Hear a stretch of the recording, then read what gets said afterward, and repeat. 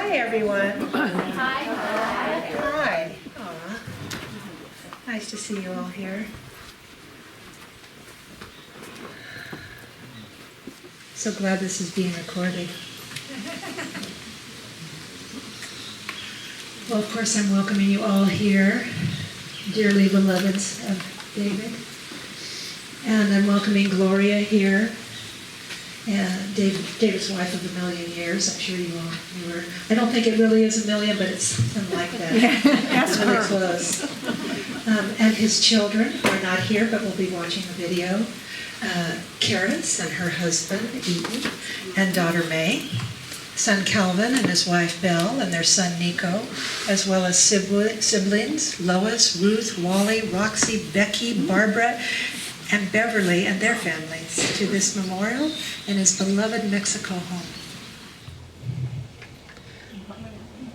I'm going to start with a poem from David. This poem from David, son, brother, husband, father, friend, poet, writer, Jungian therapist, woodworker, motorcyclist, 5-year coordinator of Open Circle, and 11 times presenter, lover of depths, to name just a few identities that barely touch the surface of him. This poem is called When I Woke Up. When I had something to do or somewhere to go, I used to walk into the world and just get it done. When I woke up, I began to feel what my eyes were missing when I only got to see the tail of the deer, startled by the smack of the disappearing beaver or the backwash of lifted wings. The eyes in my chest, lonely to take in the whole animal, longed to gaze into those eyes. Oh, delightful food of the other's beauty. The heron's wary way opened my eyes. Now I pause as the door is carefully opened, slipping my eyes into the world before I move. Placing my heart where my footsteps used to be, I let the world rearrange itself with me in it. The heron's elusive probe and piercing yellow eye knows if I have come prepared to find the holy or if I have come to watch it leave. This poem was from a book published in 1999, and the title is The Man Loves the Wine She Serves Through Her Body. He wrote the poems over several years, mostly while sitting on the dock by the family cabin in Northwest Oregon. If you have read his books, they have a lot of nature in them. Gloria sent this to read to y'all. Thank you to all who have come to this memorial to honor David's life. I especially want to thank Barbara Hilt, Deb Bowers, and Kat Miller for all they did to bring this about. Since I won't be there, it means so very much to me that David Dennis is videotaping this for our family to see. In our 48 years together, David gave me many gifts. There are 2 that I will carry with me the rest of my life. When the doctor told us in early March that David had esophageal cancer, inoperable, incurable, stage 4, we were very surprised but accepting. Soon after, David told me he was determined to get me settled in Cape Town near our daughter and family before he passed. He wanted to know that I would be okay. It was an ordeal, but we signed papers on the sale of our house on May 9th, cleaned out the house, gave away things, threw away more, sold the car and motorcycle, canceled insurance in the mailbox, and flew with 5 suitcases to Cape Town on June 1st. We had almost 4 months together before he passed. That was such a gift. David's cancer was an unrelenting force, every day taking a bit more of his body. But the weaker he got, the sweeter he was, considerate of others and rarely complaining. The night of September 19th, his breathing became shallow and rapid. At 5 a.m., he asked me to call Karis, our daughter, and Eaton, our son-in-law, asking them to come. When I asked him why he wanted them to get there so early, he said for support. So I called Eaton, and less than an hour after they arrived, David passed away. His final gift to me was to stay alive until family came so I would not be alone. I miss you all. Gloria. Oh. Loss, heartbreak, and the grief that follows a loved one's passing are inevitable and escapable because we love them and we continue to love them. We are fortunate not to face these only alone. We can be comforted by each other. Those of us gathered here share enough experience with the death of loved ones to understand that the departed lives within us, accessible in our hearts at any moment. If we have been lucky enough, like Gloria and David and their family, to have had so much time together, we know that engaging in conversations that span from profound joys to seeking guidance, addressing unfinished matters, and reliving amusing memories is entirely feasible within our hearts. So this is our moment to receive and offer comfort, as well as celebrate the life of David. Robert Bryen. So Barbara, who is not here, who is like a force of nature putting this together, she's ill. So today she was going to read Margaret Van Every's letter for this occasion, and instead I'm going to. And you know what a beautiful writer she is, right? The last time I saw David Bryen, my best friend in Ajijic for 12 years, was at the Guadalajara airport on June 3rd, 2022, at 3 a.m. I was moving back to Florida permanently and had stayed with Gloria and David the prior night. David's airport taxi service was one of his numerous acts of kindness that many of us in Ajijic enjoyed on a regular basis, but this time was different because I knew I wasn't coming back. Little did we suspect, however, that David was the vulnerable one, and this would be our final face-to-face farewell. He seemed rock solid. Who would have ever guessed? I realize now how precious are all our farewells from all we hold dear, with whom each hug may be our last. The ingrained practice of hugging as though it may be the last is not morbid, but rather pragmatic. It evokes the original meaning of goodbye, a contraction of God be with you, just in case. And so 9 months later, I received news of the surprising diagnosis and prognosis. In February, David had heard and accepted the inevitable with the kind of grace we had come to expect of him. He was a deep thinker.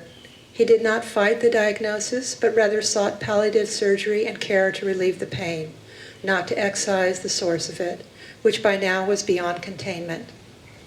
Now came the urgent planning decisions with no time for delay, were best to face the end. With his beloved Gloria, they managed with lightning speed, in only 3 months, to sell their lovely home in Ajijic, buy into a new senior care facility a continent and hemisphere away, and find themselves June 1st waking up in South Africa, close to his daughter Karis and granddaughter Mai. Here he practiced the difficult work of preparing a harmonious exit while navigating through sometimes excruciating pain. He feasted on the love of family and the nurture of the divine as revealed through stunning views from his window and scenic overlooks. He would send email photos of the beating heart of the universe in bright red sunsets and the turbulent tip of the continent where two oceans collide. He was contemplative, accepting, and always smiling as if saying to himself, "How blessed you are, David Bryen, to have been part of the wonder of this amazing universe." I watched David progress through this uncharted process and said to myself, so this is how you do it. I've always counted myself to have been among the very fortunate to whom David revealed his thoughts on just about everything.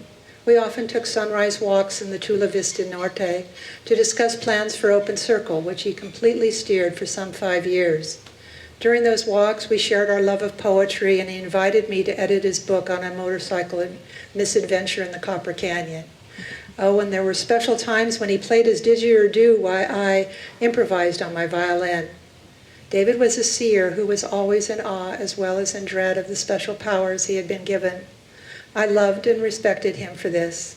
He was also a gifted craftsman who translated his poetry into wood, furniture, canes, coasters, pretty and also usable objects for friends, or to raise some cash for charities he loved. Like each of you, I will feel the vacuum in my life that David once filled.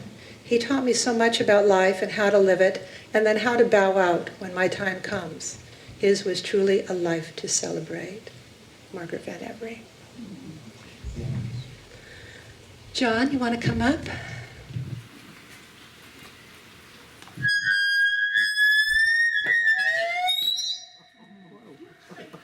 David, shut up. David Bryen was my best friend. So I'm going to share with you our friendship.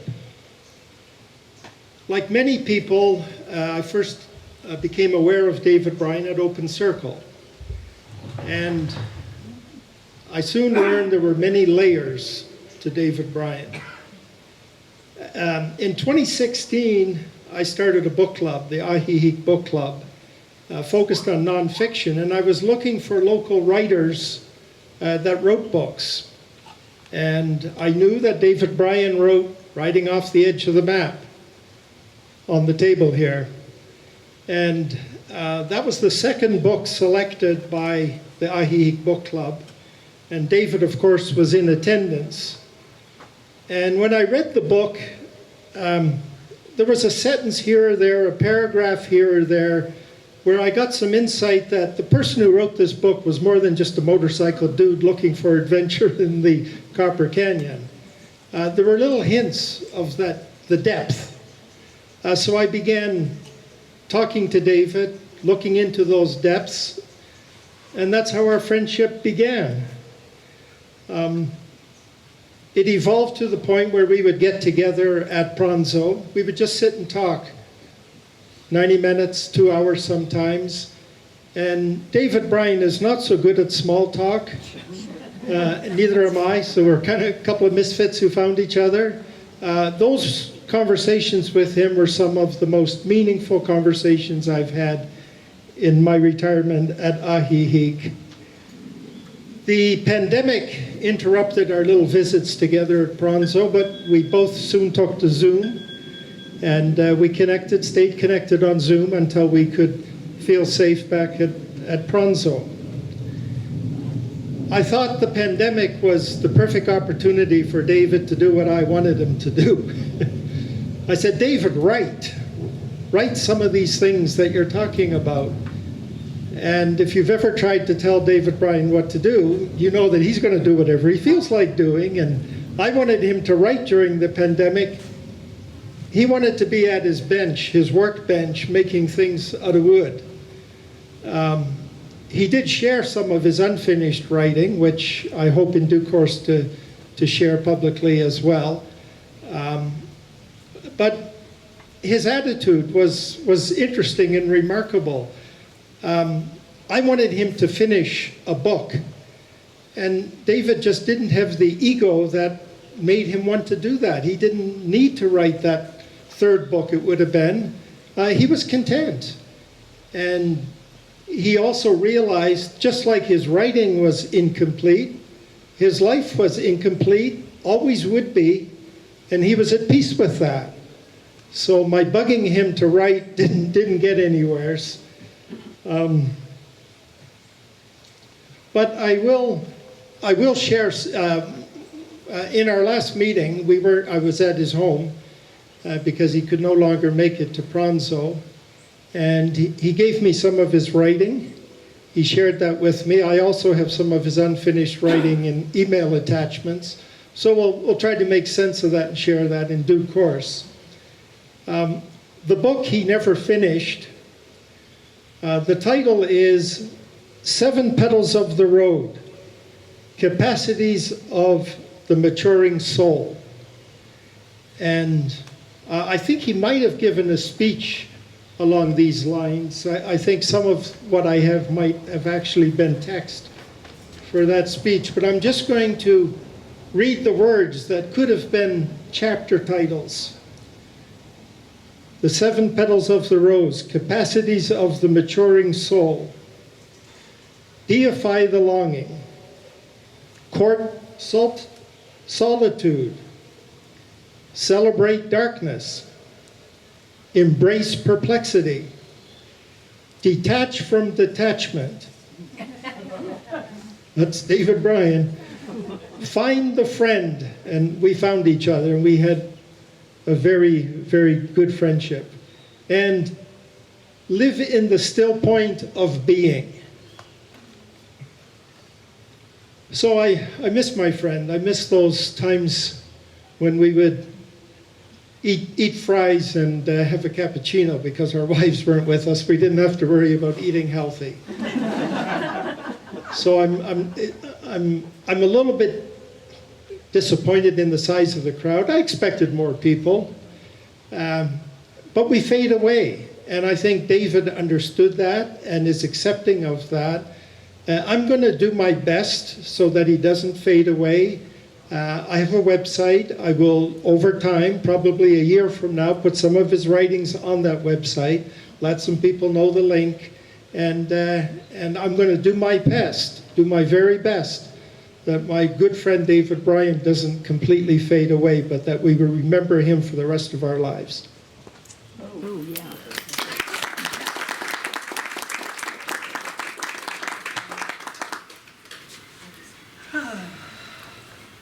Jamie.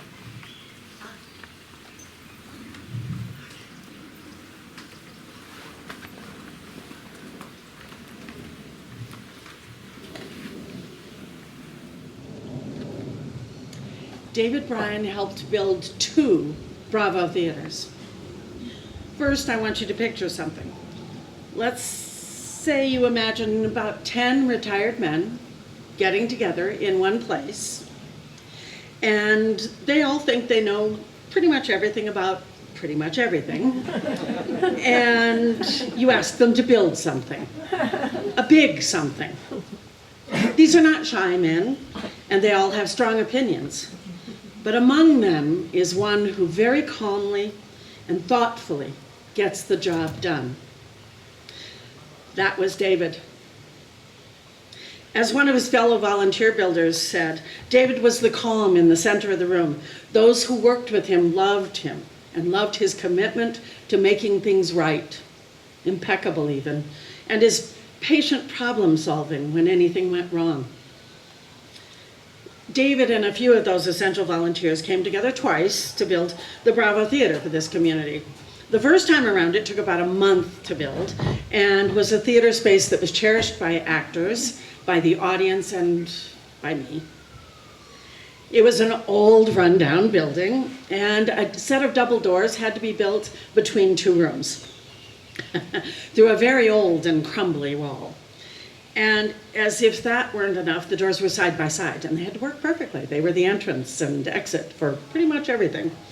And if any of you have ever tried to hang doors, I haven't done it personally, but I've listened to a lot of the guys who have tried to do it.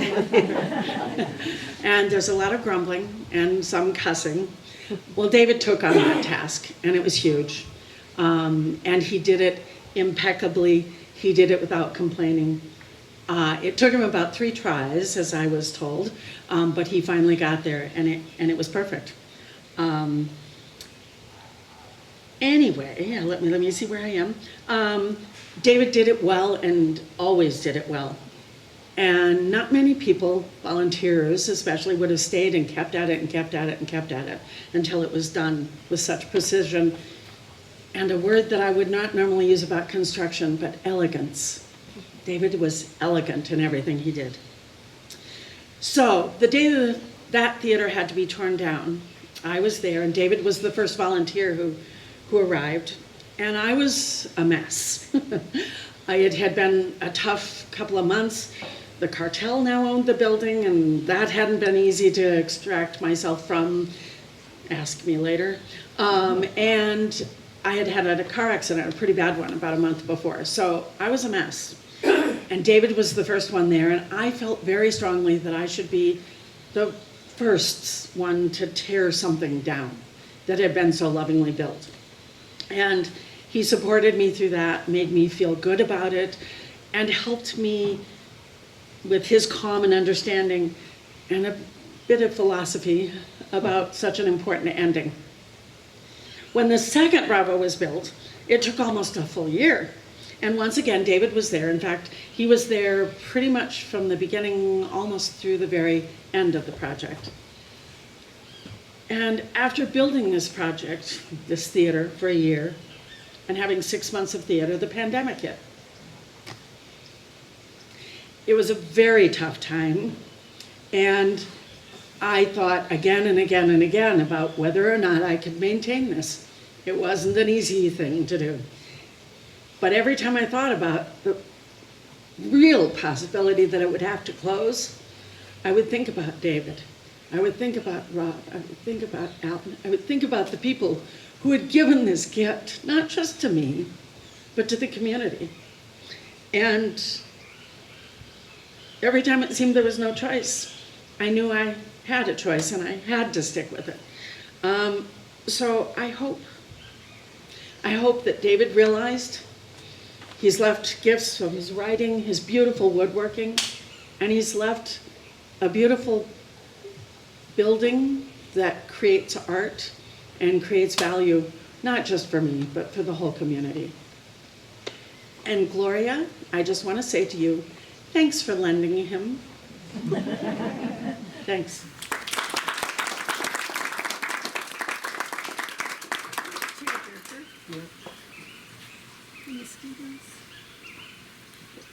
Neil.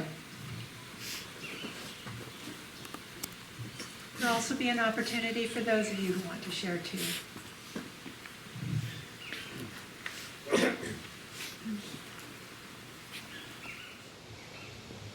Last winter, my wife Judy and I had brunch with David and Gloria, and then disappeared from this area for about 9 months, and disappeared from a lot of places for about 9 months.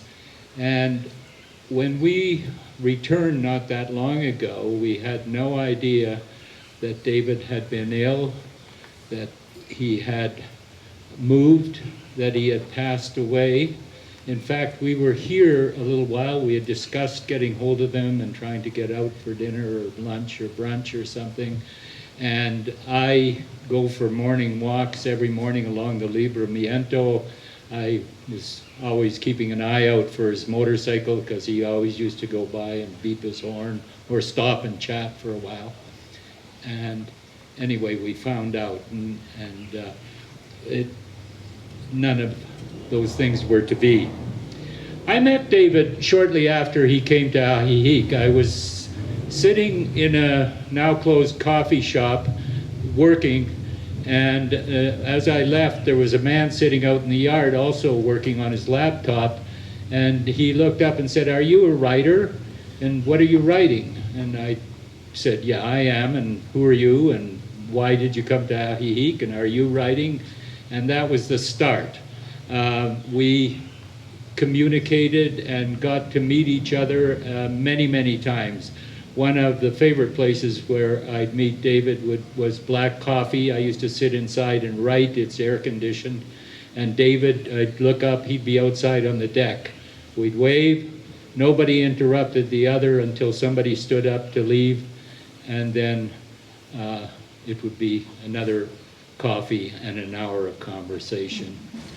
People can tell you about David's books, his accomplishments at the theater, his accomplishments here at Open Circle, but I wanted to talk a little bit about some of his personality. I think he was, you would sometimes, the term you'd use is he could be complex. We had wide-ranging discussions, everything from archaeology, relationships, psychology, politics, you name it. And they would go on and on and on, and we would riff on these things for hours until we got rid of every bit of it except humor. We never got rid of that.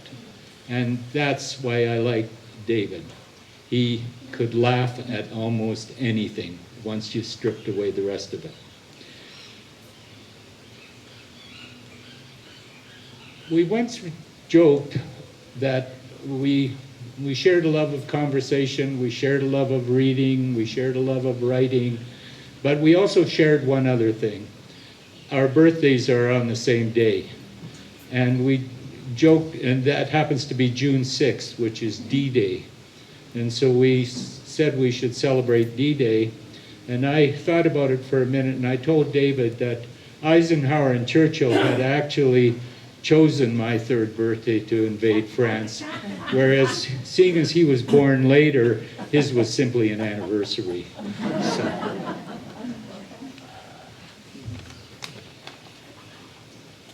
Excuse me, most of my synapses are rusted out and I need a little help here. The other day, I was buried in my own words at Black Coffee, and I heard a motorcycle pull up front, and without thinking, I looked up, half expecting to see David. And all of a sudden, I realized I wasn't going to see David ever again. And the loss was there. It was palpable in my chest. And I thought about it for a minute, and I thought the word loss really doesn't apply, because everybody who knew David had a net gain in their life. So loss doesn't really apply here. And I just want to do one more thing. I sent a poem to Gloria, and she asked me to read it here today. And it's written by Mary Elizabeth Fry. It goes, "Do not stand at my grave and weep. I am not there. I do not sleep. I am 1,000 winds that blow. I am the diamond glints on snow. I am the sunlight on ripened grain. I am the gentle autumn rain. When you awaken in the morning's hush, I am the swift uplifting rush of quiet birds in circled flight. I am the soft stars that shine at night. Do not stand at my grave and cry.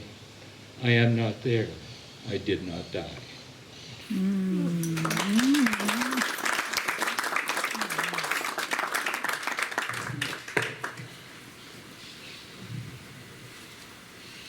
Loretta.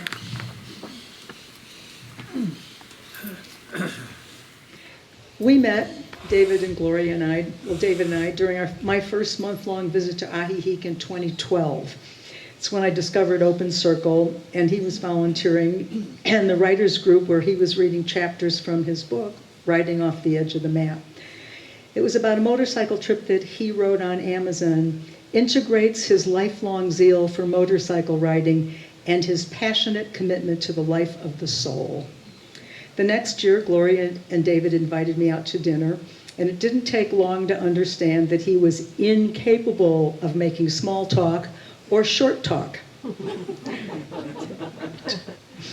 Conversation flowed, and we unearthed our shared values, beliefs, and experiences. We even had a connection with Chicago, where I lived, because they had spent time there before they moved to Portland. I was delighted in their story of meeting in Fort Lauderdale during spring break 1971, and he was working with students at the University of Miami, and she brought a group of students from the University of Michigan.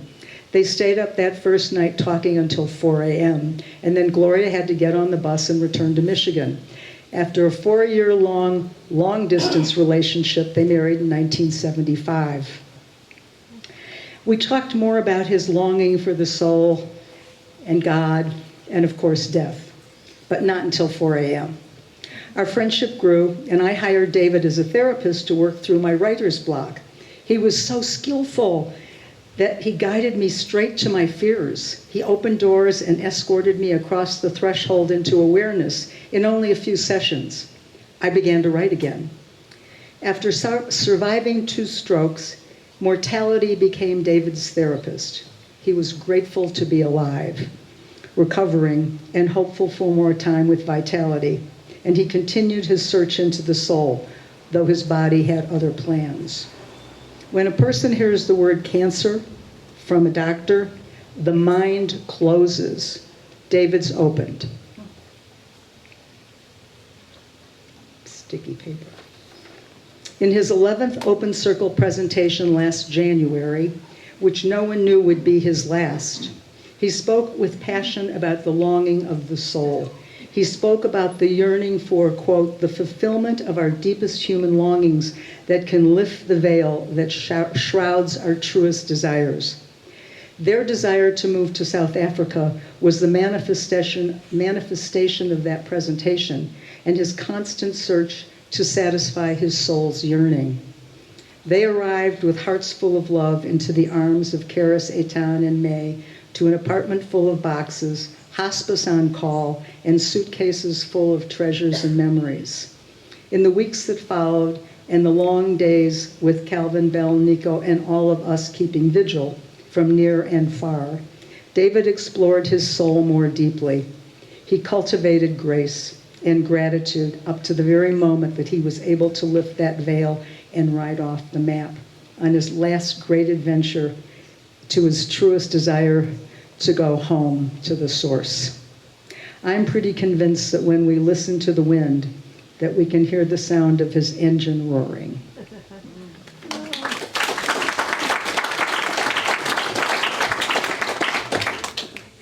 Who amongst you would like to speak? I know it's a little intimidating coming up to a microphone up on a little tiny stage, but in order to video it, this is the thingy. Come on.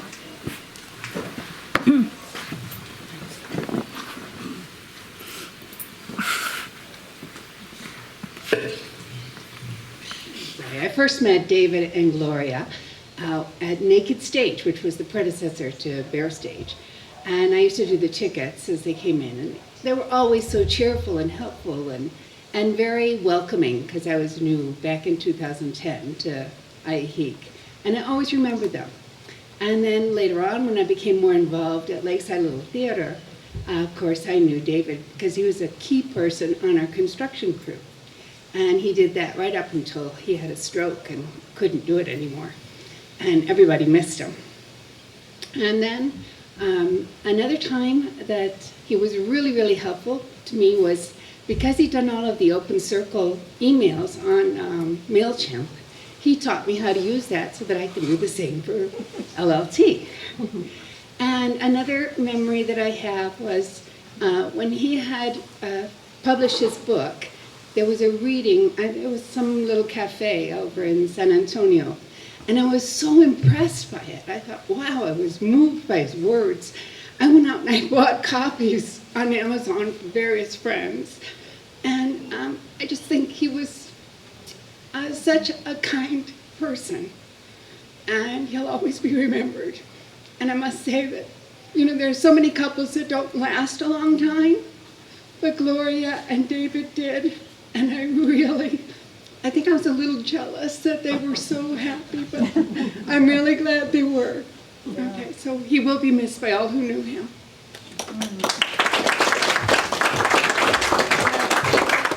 I'm Linda Joy Stone, and a fairly recent friend of David's. We met through the Dream group that I'm in. And he was invited by George Treadwell. George, are you here? Oh, great. So it's your fault. My fault. So he invited David into the Dream group of about 5 or 6 of us, and it's very intimate, very soulful, and wow. I mean, and Anna, Anna, thank you, there, and.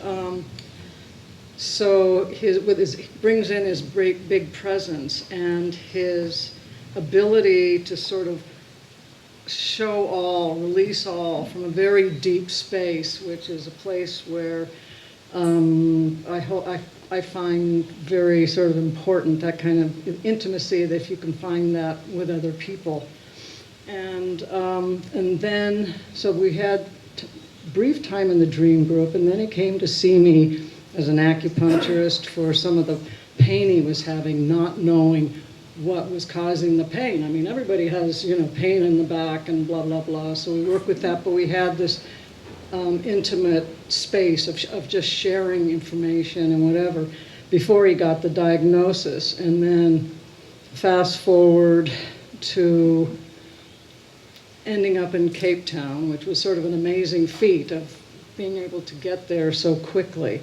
And what he went through going back to Seattle and having the surgery he had, where they sort of opened up his neck and his spine, and it looked like a zipper, like this big. And he said, but he had the best care, and it was phenomenal and whatever. And one of the things he shared was that, the best people at this cancer clinic, he was only touched twice by 2 individuals or nurses or doctors or whatever, which is interesting.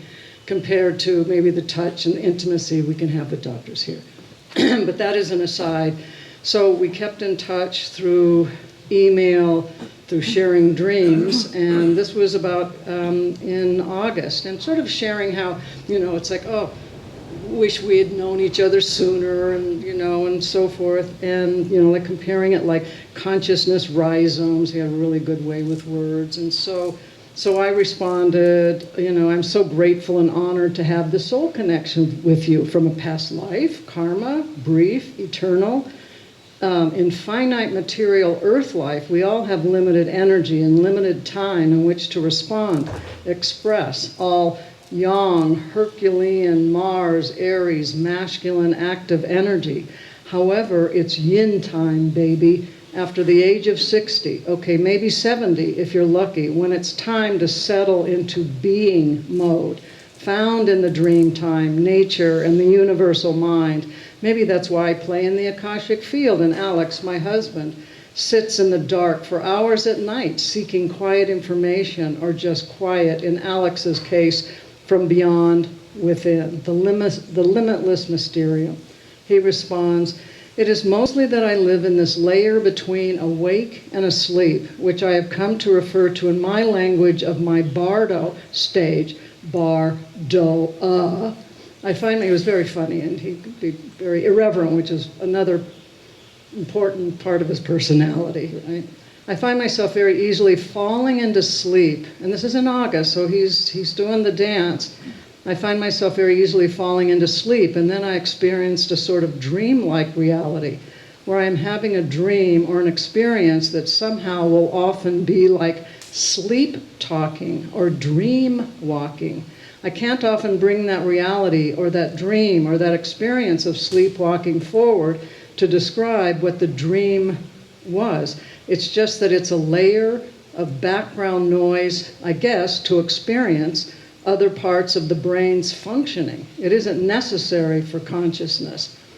And then he was apologizing for he was using a dictaphone or something, and it would put in different words and whatever. And then I respond, sounds like you're floating through the limbic hypnagogic state of being non-being. Bridget Bardot, tasty digression from another age, powerful sleep-talking and dream-walking imagery, falling in and out, which can be discombobulating. You're walking the worlds, such a powerful shamanic state between life and death. Keep reaching, opening to all the gods and goddesses, dreamers, teachers, lovers, poets, ancestors who are there welcoming you, teasing you, maybe demanding your attention. And I would refer to him as edgewalker, because he lived at the edge of the world. He left from the edge of the world. And if you've seen the photos of where he ended up living, it was just phenomenal. So Mr. Edgewalker, and I was Joystone, into Joystone, right? So his response, the other thing that I am experiencing so much is that a grateful outpouring of love from people whose lives I have touched. I've had such amazing support from Gloria and my son and my daughter and her husband, my granddaughter. I just heard yesterday that my sister is going to fly from Boise, Idaho to Cape Town just to be with me for the next couple of weeks, just to show her love and show her support. And I knew that coming to South Africa, we would miss seeing all the people in Mexico that we loved and all the people in the United States that may have made a trip down to visit us in Mexico, but cannot because of the distance. We're experiencing so much joy and gratitude and deep sharing, continuing to plummet the depths of who we are, where we are going, how does life happen, and most important, where does life actually happen? To live so closely to the unanswerable questions that life offers is a rare and significant event. And then he said, please stay in touche. Best, David. And that was my last response on August 19th. So, thank you, David. You did well.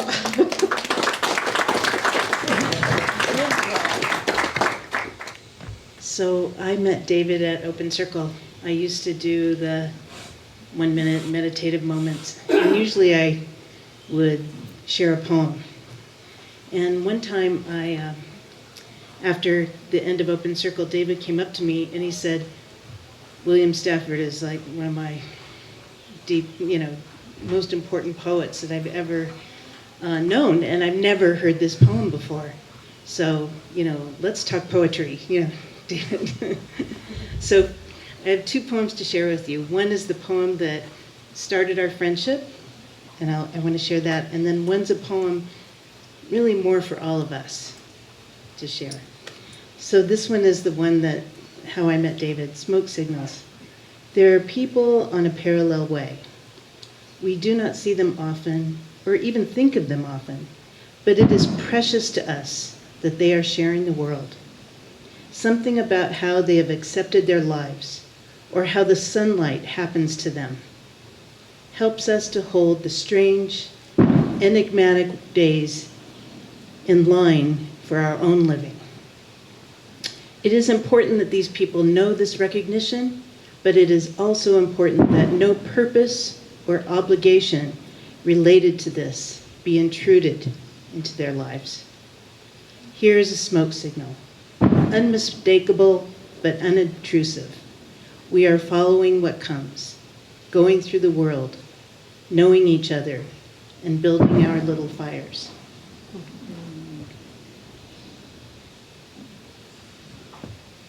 I kind of feel like that was my relationship with David. We always just shared a few moments with each other whenever we saw each other.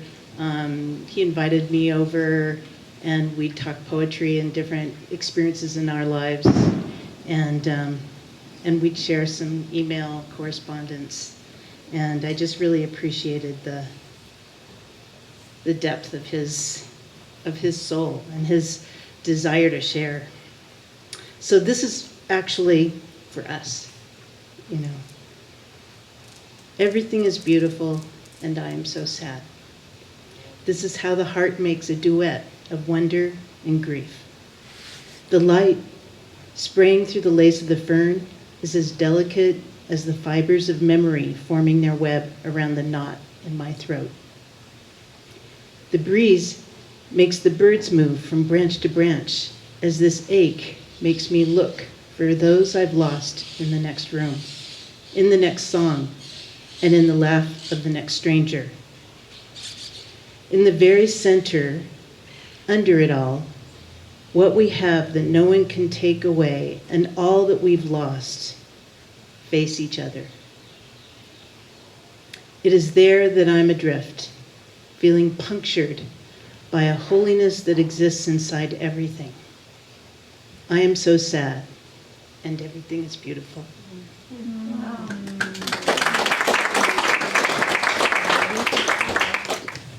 Well, we invite you to stay. There's some appetizers, some cheese and crackers, and some wine, and photos and conversation to be had. And I love this with all of you, getting to know aspects of him that I did not know, and to hear it from your perspectives. And I can just imagine his family watching this and what it will mean to them. And so I'm so grateful to have been with you here this moment.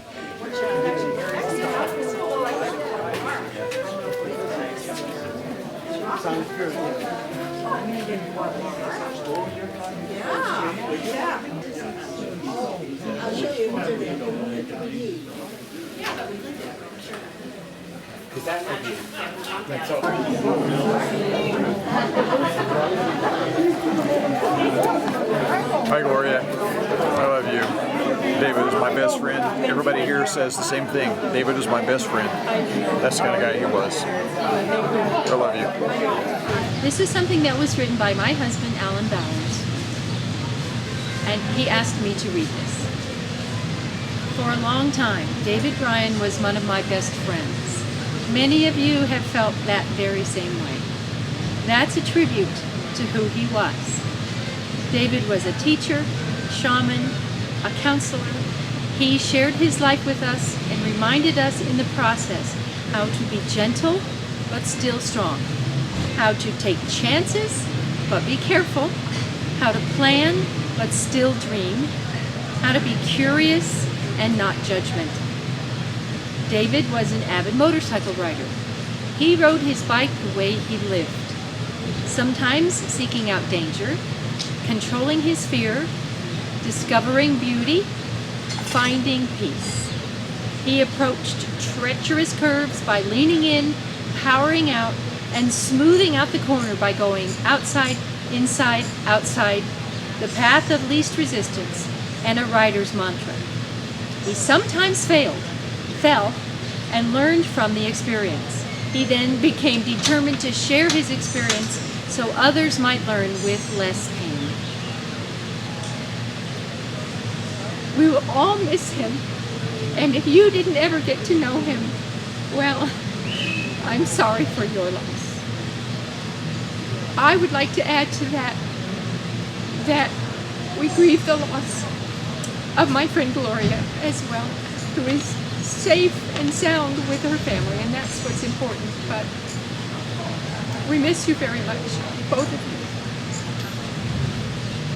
you. Happiness has become a commodity that you can go to a workshop and get if you do it right. We have to be careful about the longing for happiness and get underneath that and say, what is the happiness that I long for? My perspective is, let's just keep diving into it and say that there are so many ways, so many different people who have experienced so many different ways into the mystery. I have friends up here who have a whole different way into that than I do. Some people get it through their minds and get it through their dreams and get it through other experiences. But there are so many mysterious things happening out there, and that we will gravitate to the ones that draw us. If it doesn't fit, don't wear it. You know? So, thank you. Thank you again, David. Thanks.